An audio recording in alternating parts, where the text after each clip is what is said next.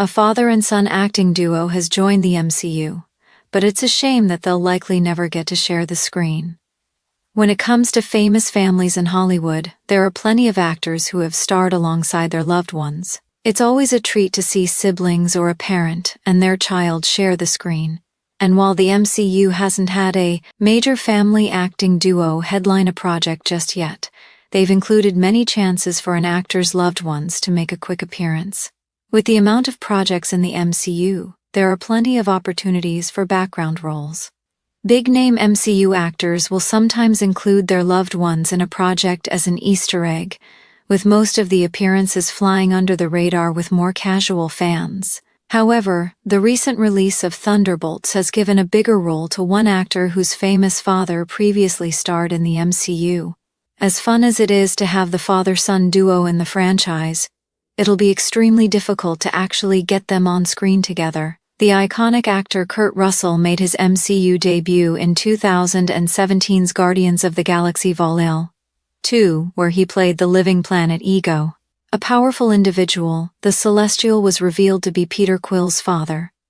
Things quickly went south once Ego's true intentions were exposed to the Guardians, including the fact that he caused Peter's mother's death. He was ultimately defeated by the end of the film, though Russell's performance as Ego has been fondly remembered. The son of Russell and actress Goldie Hawn, Wyatt Russell made his own MCU debut in 2021's The Falcon and the Winter Soldier.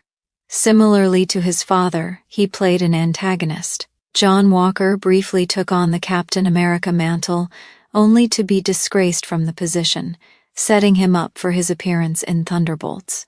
Surprisingly, the father-son duo don't have as many joint acting credits as some other pairs do, but their most notable project has been their role on the Apple TV Plus series Monsters Legacy, where they play the same character at different periods in his life.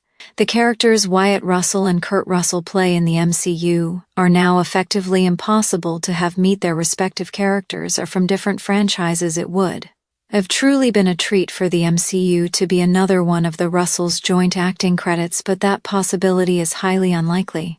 After learning about Ego's true nature, the Guardians managed to take down the Celestial at the end of Guardians of the Galaxy Vol. 2. He was thoroughly destroyed, and while there could be the possibility of Ego somehow surviving or growing back, there doesn't seem to be a necessary narrative in which Marvel would have to do so.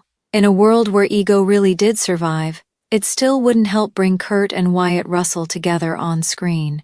The whole point of John Walker initially taking up the Captain America mantle was that he represented the normal American citizen. Somewhat redeemed himself and worked his way up to the Thunderbolts, he is still a ground-level hero.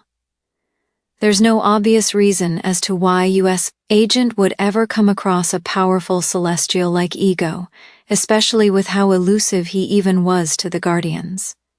Whenever an actor's family members appear in the MCU, they're usually given a role alongside their loved ones.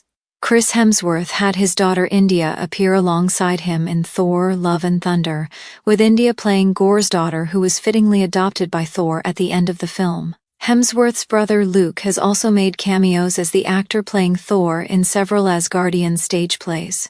More recently, Alaqua Cox had her cousin Darnell Bissau appear as a younger Maya Lopez in Echo. Even if family members aren't exactly sharing the screen, they're usually still in a related project. Guardians trilogy director James Gunn had his brother Sean do the motion capture for Rocket Raccoon, and Sean was even given an on-screen role with Kraglin. The Russell family breaks this franchise tradition since Ego and John Walker are two completely unrelated characters with little potential for crossover. While it's a shame that we'll never see them together on screen in the MCU, it's amazing having two generations of the family in the franchise regardless.